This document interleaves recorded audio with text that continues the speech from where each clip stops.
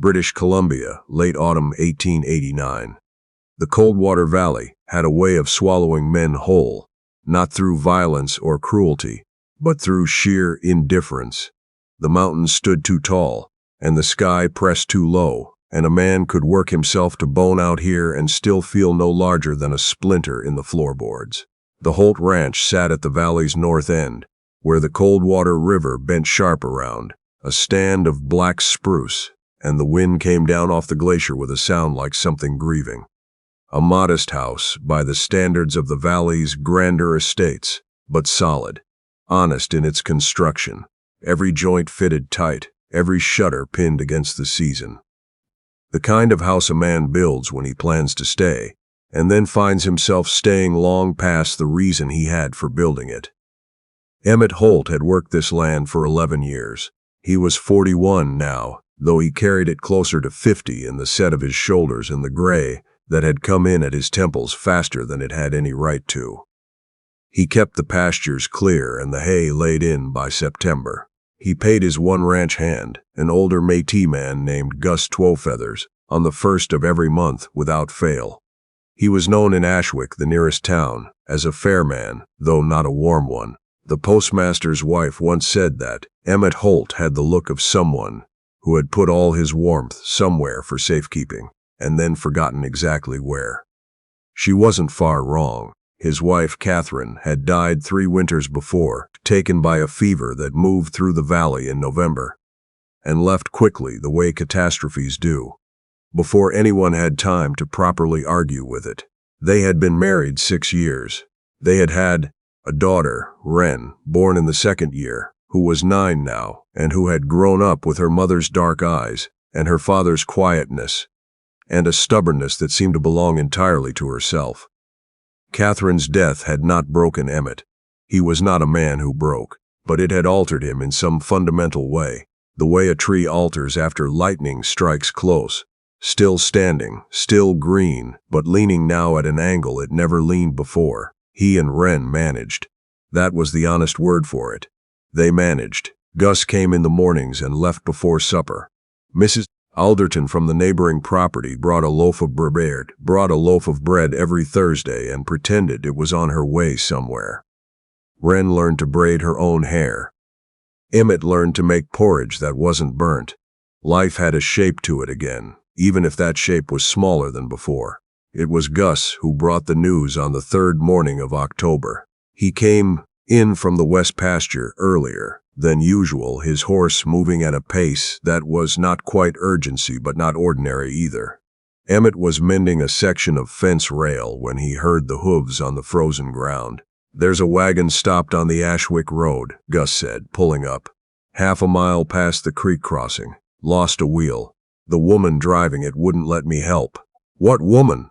Gus shrugged in a way that was not dismissal but consideration. "Young. Maybe 30. Maybe less. Didn't look like she slept recent. The boy with her looked worse." Emmett straightened. "Boy?" "Small. 8, maybe 9. Coat too thin for the temperature." Emmett set down the post driver. He didn't say anything more. He went to the barn and hitched the draft horse to the flatbed, and was on the road before the frost had finished, melting off the fence rails.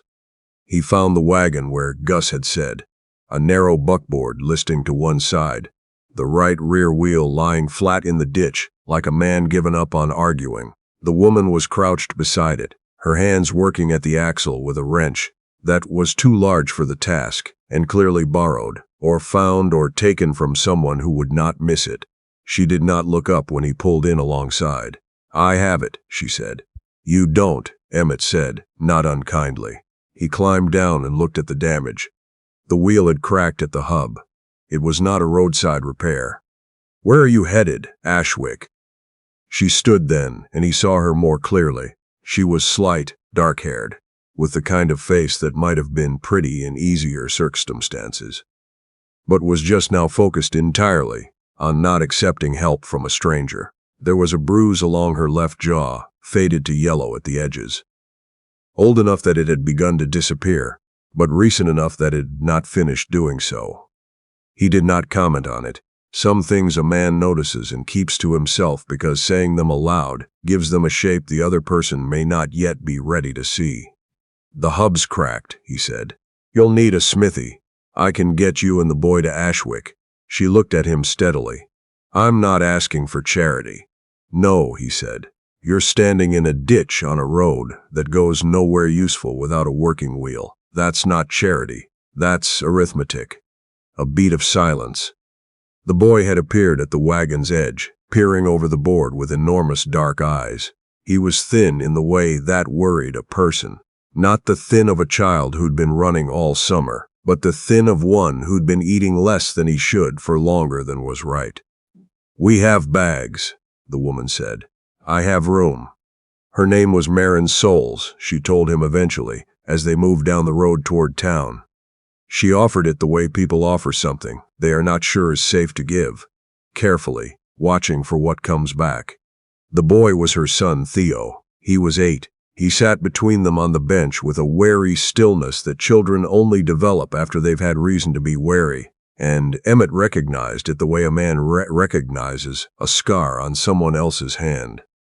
Not his story to tell, but one he knew the shape of. Emmett did not ask where she had come from. He asked if Theo had eaten that morning. When Merritt said yes, something in her voice shifted a half step too quickly, and Emmett didn't press. When they reached Ashwick, he stopped at the hardware store first, then took them to the cookhouse on Coldwater Street and ordered 3 plates of eggs and bread and did not make it a question. Theo ate, with both hands wrapped around the fork. Merritt watched her son eat and looked at nothing else for a long time. When the plates were cleared, Emmett asked what business she had in Ashwick. Looking for work, she said. I can cook, keep books. I was a schoolteacher once. In Ashwick? I don't know anyone in Ashwick. She folded her napkin with the precision of someone who has learned to be composed under observation. That was somewhat the idea. He understood that well enough. He asked no further questions. He left her at the boarding house on Dunmore Street that took women with children, and he paid the first week's board without telling her. He told the proprietress, Mrs. Elgin, to put it under a general account and not specify the patron. Mrs. Elgin gave him a long look and then said she would. He drove home through the dark with the empty flatbed rattling behind him and didn't think much about it. Or told himself he didn't. He thought about it. Wren asked him at supper who the people were that Gus had seen him take to town. Emmett said, a woman, and her son whose wagon had broken down. Wren considered this with the seriousness of 9-year-olds applying logic to incomplete information. Are they staying? At the boarding house. Is she nice? I don't know her well enough to say. You're usually right about people, Wren said, in a tone suggesting this was both a compliment and a pointed observation. He let it lie. He had no intention of involving himself further. The matter was simple. A broken wheel, a cold morning, a practical solution. A man didn't need to manufacture meaning from ordinary decency. He had his ranch and his daughter and his land to tend before the hard freeze set in, and that was sufficient occupation. What he had not accounted for was the town. Ashwick, in the autumn of 1889, was a community in the specific way of small places. Everyone's business was everyone's business, and the arrival of a young woman alone with a child and a cracked wagon wheel was, by the following morning, known to everyone who might care about it, and several who merely enjoyed knowing. By the second day, there were 2 stories circulating. One said she was a widow. The other said she was not, exactly, and that the bruise on her jaw was not from a fall, and that whatever she'd left was something she'd had cause to leave quickly. Neither story was complete. Both were close enough to true that they served as kindling. The schoolmaster, a man named Gruber, who had held the position for 9 years, and had the entrenched confidence of a man long unchallenged, decided within the week that he did not want to take on a second teacher, female or otherwise. The mercantile owner on Main Street interviewed her for a bookkeeping position, and then withdrew the offer after a conversation with his wife, who had heard the second story and considered herself a woman of discernment. The hotel kitchen hired her for 2 days and then found a reason why they didn't need her after all. Emmett learned most of this from Gus, who heard things without appearing to listen, and from Mrs. Alderton, who arrived on Thursday with her bread and more information than usual.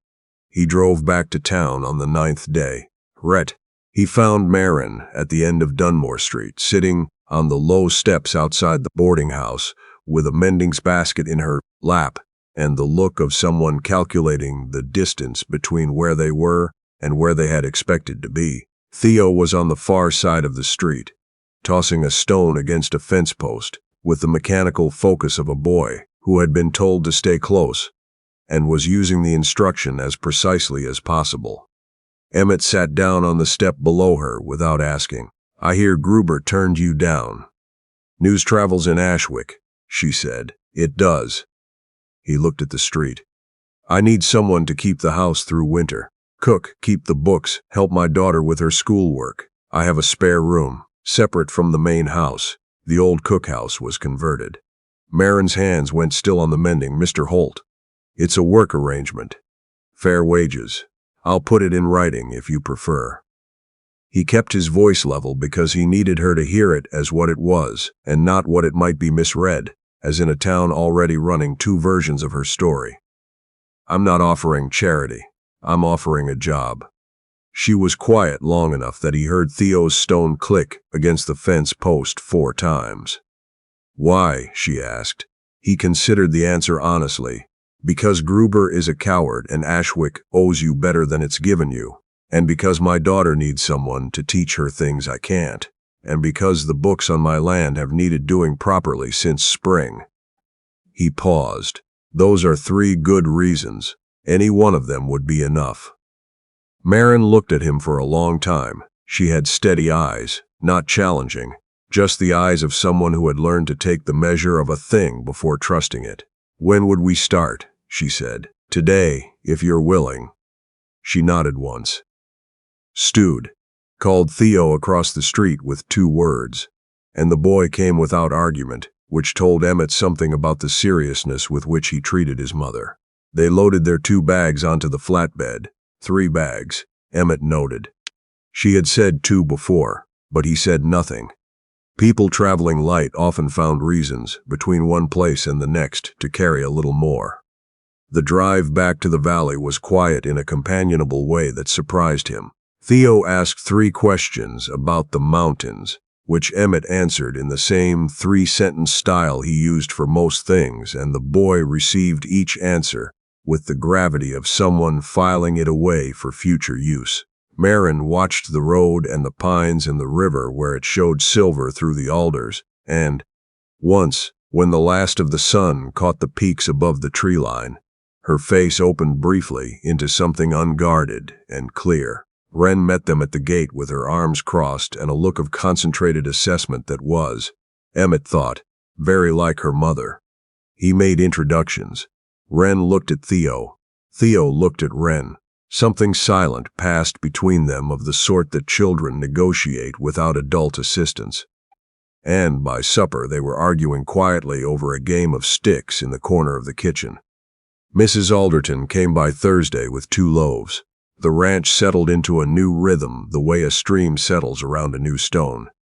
Not easily, not all at once, but certainly, finding the channels it had always been looking for. Merritt's souls, it turned out, kept books with the precision of someone who had learned to track small amounts carefully because small amounts were all there had been. She reorganized Emmett's ledgers in 4 days and found 2 errors in his accounts that had been quietly costing him since spring. She cooked without fuss and cleaned without comment, and taught Wren long division and the names of the prairie grasses, and, on Fridays, read aloud from a book of poems that she had carried in her smaller bag, the one that looked like it had survived more than one difficult situation. She did not speak about where she had come from. Emmett did not ask. What she did, slowly and in the same way the bruise on her jaw finished fading, gradually, unevenly, then all at once, was settle. She stopped checking the road when a horse came up the track. She stopped eating her suppers like a woman listening. for something beneath the sound of her own chewing. She laughed at something. Wren said on a Tuesday evening, and then looked briefly surprised that she had, as if laughter had been something she'd learned not to count on. Emmett noticed all of this the way he noticed the weather. Not as a matter of sentiment, but because it was information that mattered. He did not examine too closely why it mattered. He was not a man who examined himself unnecessarily. He kept the horses fed, and the gates closed, and the accounts settled. And when Merritt sat across the table in the lamplight working on the week's accounts with her hair falling loose over the ledger, and Theo asleep on the bench seat behind her, he looked at the window and thought about the state of the north pasture fence, which needed attention before the freeze came in hard. He thought about the fence a great deal in November. What came in January was not frost, exactly, though there was plenty of that. What came was a man. He arrived on a gray Thursday, riding a horse that was better kept than the man himself, and carrying a paper folded in his coat pocket. He came to the door of the main house and knocked twice, in a way that had a particular quality to it. The knock of someone who has decided he has a right to knock. Emmett answered. The man said his name was Horace Soules. He said he was looking for his wife. Emmett stood in the doorway and took a long, level measure of the man. Mid-40s. Good coat, but worn at the elbows in a way that suggested the good coat was for occasions only. Eyes that moved quickly around the yard, taking inventory. The particular stance of a man who expected his size and his certainty to do most of the work. Nobody by that name here, Emmett said. The man showed his paper, a letter from a lawyer in Victoria citing an address of correspondence. The boarding house in Ashwick. The proprietress, Miss Elgin, who was kind enough but not careful enough, had given him the next lead. She's my legal wife, Horace Soules said. The boy is my son. I have rights. Emmett said. It was not a word that granted anything. It was a sound a man makes while thinking. If she's on your land, you're harboring a wife from her husband. Horace said. There are legal complications to that. There are legal complications to a great many things, Emmett said. Come back tomorrow. I'll have spoken to a lawyer. Horace studied him. Men like Horace Soules were accustomed to being accommodated. They measured other men by the speed of that accommodation. Emmett's face gave him nothing. Tomorrow, Horace said. Early.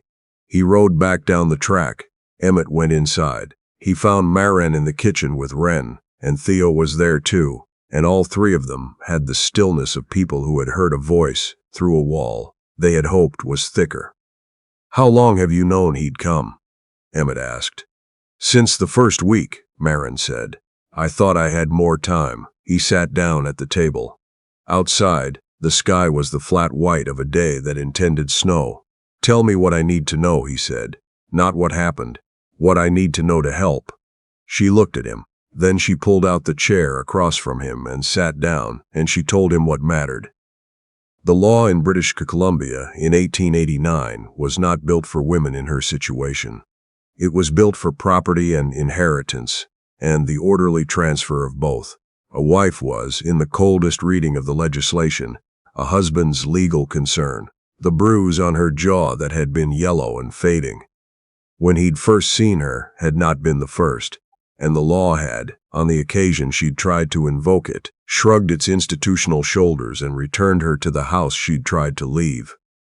Theo, she said, was the reason she'd run when she did. Not herself. Theo. Emmett listened to all of it. When she finished, the stove ticked in the corner, and snow had begun to find the windows. There's a magistrate in Merritt, he said. James Calloway. I know him. He's a fair man.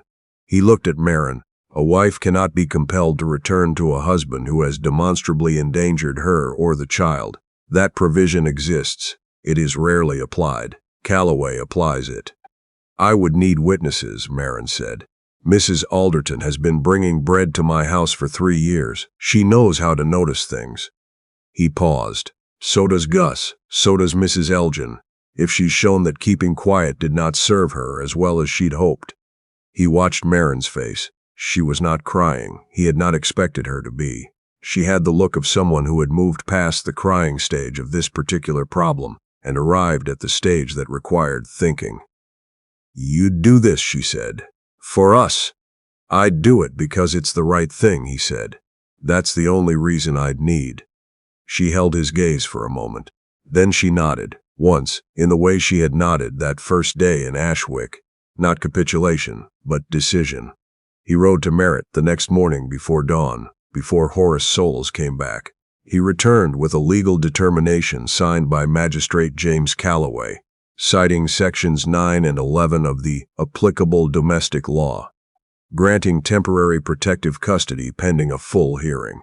It was not a perfect document. It was, as the magistrate had told him over black coffee and cold biscuits at 5 in the morning, the best the law could currently do, and it was more than most women in her position received. It was enough. When Horace Soules arrived at Emmett's gate at 7 that morning, he found Emmett in the yard with the document in his hand, and Gus Twofeathers standing quietly by the barn door in a way that took no threatening position but made several quiet points about the available options. Horace read the paper. His jaw worked. "This isn't the end of it," he said. "It may not be," Emmett agreed, "but it's the end of today." Horace rode away. He did not come back that week, or the next. By the time the magistrate's full hearing was held in February, 4 people had provided written accounts: Mrs. Alderton, Gus, Mrs. Elgin, and the doctor in Ashwick, who had treated a patient in 1887 for a fractured wrist attributed at the time to a kitchen accident, and who had, upon reflection, a different view of the matter. The ruling came down on a Thursday, which had become, in Emmett's experience, a day on which things happened. Merritt was granted legal separation under protective provision. Horace Soules retained no legal claim over her, and the boy's custody was confirmed in her name exclusively. Emmett heard the news from the courier who brought the sealed letter to the ranch. He went to the kitchen, where Merritt was teaching Wren the names of the provinces in proper geographical order. He put the letter on the table without a word, and went to find something useful to do in the barn.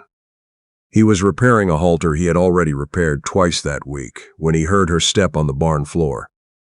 He didn't turn around. "Emmett," she said. "It's done then," he said to the halter. "It's done." A pause in which the horses shifted in their stalls. "I don't know how to say what I want to say." "You don't have to say anything." "I think I do." She came to stand beside him, and he put the halter down because continuing to look at it seemed less honest than looking at her. Her eyes were bright but steady. "You took us in off the road because it was the right thing. You gave us work because it was the right thing. You rode to Merritt in the dark because it was the right thing. You never asked for any of it back. I didn't do it to get something back." "No," she said. "I know. That's the part I'm trying to say." There was a silence in the barn that was not uncomfortable. The snow outside had the particular muffled quality that meant it was still coming down, and the horses breathed in the warm dark. "I'd like to stay," Merritt said. "Not because I have nowhere to go. I'd stay because I want to. Because Theo thinks Wren hung the moon. Because this valley is the first place in 3 years I've woken up not calculating exits." She paused. "Because of you." He looked at her for a moment. He was not a man who spoke quickly about things that mattered, and she had, he thought, already understood that. "The spare room's not particularly warm," he said at last. "The south room gets more sun." Her mouth curved slowly into the sort of smile that had clearly had to wait some time to be allowed to happen. "I know," she said. "I've noticed." "Well," he said. Then he couldn't think of what else to say that wasn't already said, so he didn't say anything further, and that seemed to be entirely sufficient. That evening the 4 of them ate supper with the stove going full, and the snow piling in clean angles against the windows. Theo and Wren had graduated from sticks to chess, which Theo was teaching her, which meant he had found a book on it somewhere and was now transmitting this knowledge with the authority of a person who had known it for approximately 3 days. Wren received it with skeptical interest. Emmett thought it was probably the beginning of a long argument. and that this was not necessarily a bad thing. Merritt read aloud from the Friday poetry book, which she had started doing on Thursdays as well, because the week needed it. The poem was about a river that came back to itself after a very long journey through difficult country, and found that it was still a river, and that this was, when you considered it, sufficient. Emmett thought that was about right. Outside, the snow covered the tracks down the drive. The fence posts stood in clean white rows. The valley lay deep and still and full, the way a thing is full when it has been empty long enough. And the right things have finally quietly arrived.